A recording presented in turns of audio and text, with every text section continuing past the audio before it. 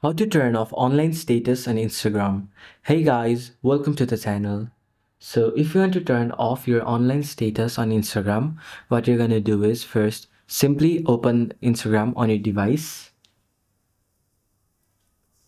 Then open your profile.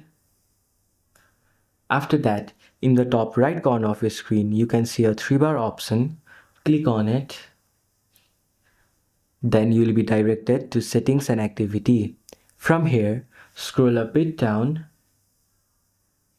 Then in the how others can interact with you, you can see the first option which says messages and story replies. Click on it. Then over here in who can see your online, in the first option you can see show activity status. Click on it. And as you can see, my activity status is turned on. So if you click over here, it will be turned off. Then other people cannot see if you're active or when you are active.